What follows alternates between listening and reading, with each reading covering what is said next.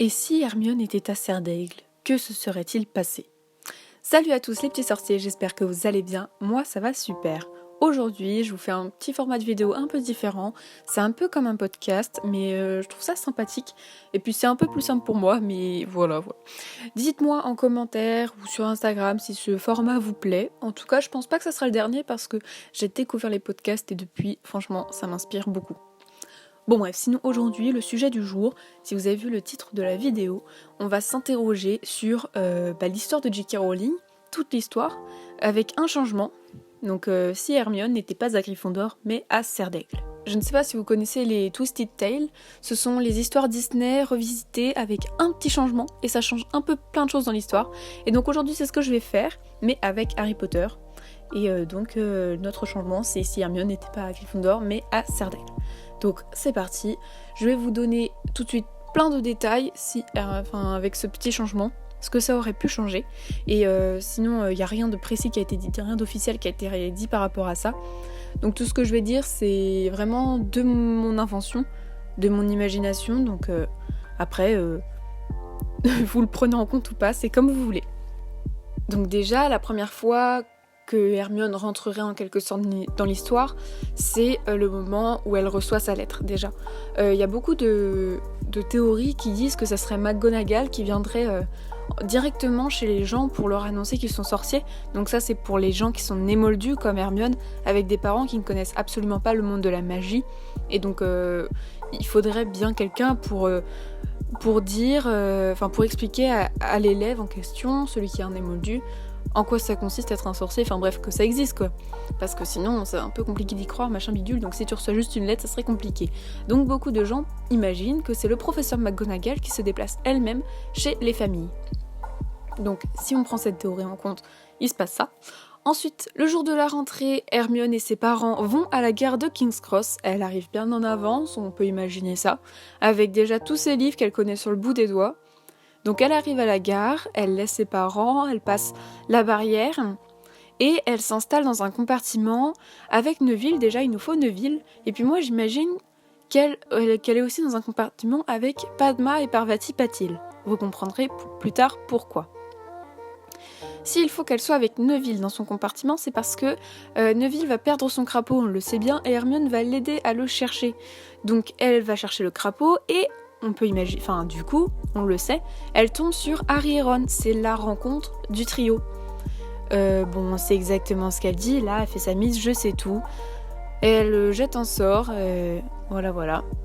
Et puis elle repart avec Harry, et elle laisse Harry et Ron penser d'elle, je ne sais quoi, mais ils la détestent un peu, ouais, ils la détestent carrément. Ensuite, le train arrive à Préolard, à la gare de Préolard.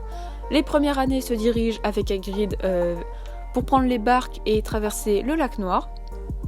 Donc là, rien de particulier parce qu'on est encore au moment où la cérémonie de répartition n'est pas encore arrivée. Mais du coup, à partir de ce moment, la cérémonie de répartition, Hermione n'est pas envoyée à Gryffondor, mais à Serre d'Aigle. Et Harry et Ron se retrouvent un peu tout seuls chez Gryffondor, bon, peu importe. Et Hermione se retrouverait avec qui ?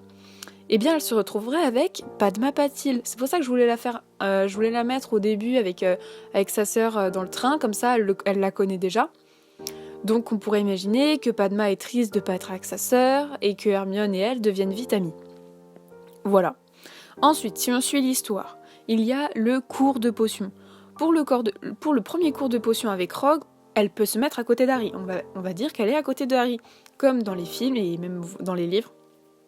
Donc Rogue pose toutes ces questions à Harry et Hermione lève la main parce qu'elle sait, vous connaissez ce passage que j'aime beaucoup d'ailleurs, mais donc voilà, Hermione serait à côté d'Harry parce que les maisons sont mélangées dans les classes et ça j'ai envie de le garder à l'histoire.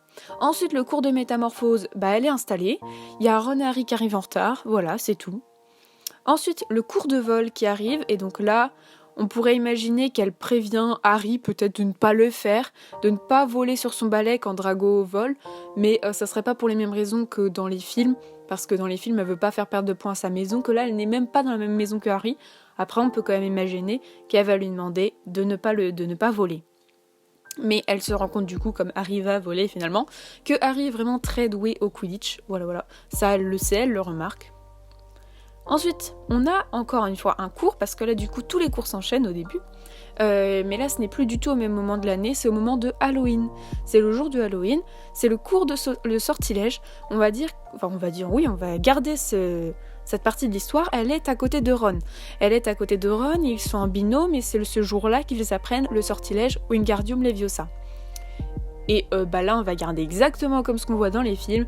Ron et Hermione sont à côté. On a la fameuse réplique de Hermione qui lui dit non, c'est Leviosa et pas Leviosa. Voilà, ça on le garde. Après, à la fin du cours, Ron parle de Hermione à Harry. Il considère toujours que c'est une Miss Je sais tout. Il va dire à Harry... Enfin bref, vous connaissez la réplique. Hermione s'est vexée. Elle s'enferme aux toilettes. Et plus tard le soir, elle n'assiste pas au banquet, mais se retrouve face à face avec un troll. Mais Harry et Ron arrivent comme par magie. Bon, on sait à nous que c'est Neville qui leur a dit qu'elle était là. Et comme Harry et Ron savent que c'est de leur faute qu'elle est aux toilettes, ils peuvent... Enfin ça change pas grand chose. Ils vont aux toilettes la sauver du troll. Donc elle est sauvée par les deux garçons et ils deviennent amis. On va garder ça, franchement je pense pas que ça changerait grand chose qu'ils ne soient pas dans la même maison. Ils peuvent largement devenir amis et c'est ce moment-là qui est aussi décisif. Donc je le rappelle, c'est moi qui invente tout ça, enfin c'est de ma propre imagination. Donc après c'est pas forcément ça, mais moi je pense qu'il faut garder ça. Ensuite arrive le match de Quidditch. Donc le match de Quidditch qui oppose Gryffondor à Serpentard avec Harry qui est attrapeur. Hermione passerait ce match dans les tribunes de Serdaigle, normal, mais elle est amie avec Harry du coup, et elle voit que Harry a un problème avec son balai, et elle a toujours ses jumelles.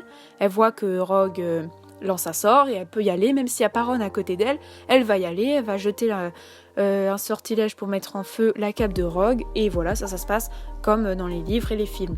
Bon, du coup, elle ne sera pas là au moment où, je crois, Ron se bat avec Drago, je crois, oui, c'est ça. Mais il se passe quand même ça. À la fin du match, là, on rentre un peu plus dans les détails qui vont changer en fonction de la maison. À la fin du match, elle retrouve Harry et Ron. Elle leur explique ce qu'elle a fait pour sauver Harry. Il la remercie, machin bidule.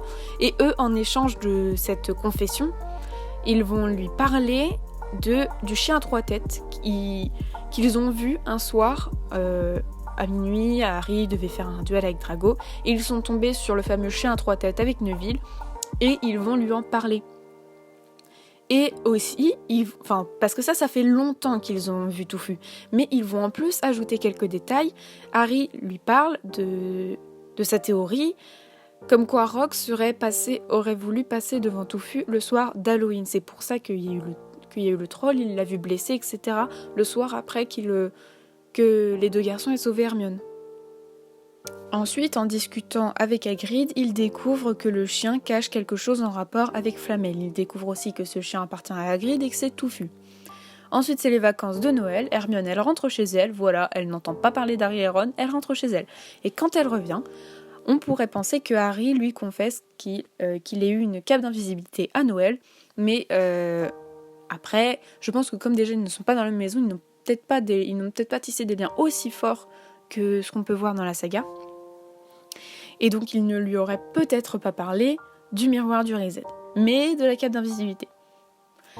Elle apprend aussi par les deux garçons que Harry a un dragon, parce que du coup Harry et Ron sont allés voir Hagrid, ils ont vu le dragon machin bidule. Et comme Ron est blessé, c'est Hermione qui va accompagner Harry, emmener le dragon sur le toit pour que Charlie Weasley le récupère. Mais du coup ils se font prendre, bon là c'est exactement comme dans les livres, elle perd 50 points, voilà. Ensuite, il découvre que ce que cache le chien, c'est la pierre philosophale. Mais je rappelle que Hermione n'était pas là au moment où ils sont tombés la première fois sur Touffu. Donc elle n'a pas dit qu'il y avait une trappe. Pour l'instant, il pense juste que c'est un chien qui cache quelque chose. Mais donc là, il découvre que c'est la pierre philosophale. Ensuite, il y a l'heure de retenue qui arrive, avec Harry dans la forêt interdite. Donc d'abord, elle est en duo avec Harry, puis après, elle est avec Neville. Et pendant qu'elle est avec Neville, et Harry avec Drago, Harry se fait attaquer. Sur le chemin du retour, Harry lui apprend que c'était Voldemort, voilà. Et puis elle repart dans sa petite salle commune, là, tranquillement, dans son dortoir. Et puis on arrive à la fin de l'année. C'est les examens de fin d'année. Bon, pour Hermione, c'est très facile. Et les trois sont contents, ils ont fini leurs examens, ils parlent avec Hagrid. Et puis là, ils découvrent qu'il faut jouer de la musique pour endormir Touffu. Et donc déjà, ils savaient déjà pour la pierre philosophale, etc. Et donc là, ils se disent, c'est mort, maintenant que Rogue c'est ça, parce qu'ils pensent que c'est Rogue du coup. Maintenant que Rogue c'est ça, il va passer ce soir à l'attaque, voilà. Et du coup, le soir, ils vont sous la trappe, non, ils vont voir Touffu. Et quand ils arrivent, ils découvrent la harpe qui a endormi le chien, et du coup, ils voient aussi la trappe qu'ils ne savaient pas pour l'instant, parce que Hermione n'était pas là. Bon bref, ils découvrent la trappe, ils descendent, ils tombent sur la filée du diable, les clés, l'échec, enfin voilà, toutes les épreuves. Hermione est avec eux, donc elle peut résoudre l'énigme des potions, qu'on ne voit que dans les livres. Ensuite, l'énigme des potions, oui, du coup, elle la résout. Harry peut passer. Et elle va rejoindre Ron. Et pour envoyer un hibou à Dumbledore, là, franchement, il n'y a rien qui change à l'histoire de base. Ensuite, Hermione, notre chère Hermione, va rendre visite à Harry à l'infirmerie pendant qu'il est inconscient. Elle va assister au match de Quidditch dans la tribune des Gryffondors parce qu'elle va y assister avec Ron et Hagrid. Donc là, elle va avec ses amis pendant que Harry n'est toujours pas là. Parce que je rappelle que pendant que Harry est inconscient à l'infirmerie, il y a un match de Quidditch qui se passe. Mais comme il n'y a pas Harry pour jouer, les Gryffondors perdent et du coup ils n'ont pas la coupe de Quidditch. Mais le banquet de fin d'année arrive et alors là, j'ai fait plein de petits comptes. Dumbledore, vous savez, rajoute des points. Si Hermione n'était pas... Enfin du coup Hermione, quand elle a perdu les 50 points, quand ils se sont fait griller par Usard avec Harry en emmenant le dragon, j'ai fait enlever les 50 points à Serdaigle. Donc voilà. Et du coup, je les ai rajoutés à Gryffondor. J'ai fait tous mes petits calculs.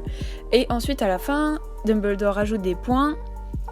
50 à Harry, 50 à Ron, 50 à Hermione, et 60 à Harry, et 10 à Neville. Mais donc, du coup, ça rajoute 50 chez Serdaigle, et le reste chez Gryffondor. Donc, ça fait un total de 472 pour Serpentard, de 482 pour Gryffondor, de 426 pour Serdaigle et de 352 pour Poufsouffle, donc Gryffondor est toujours en tête.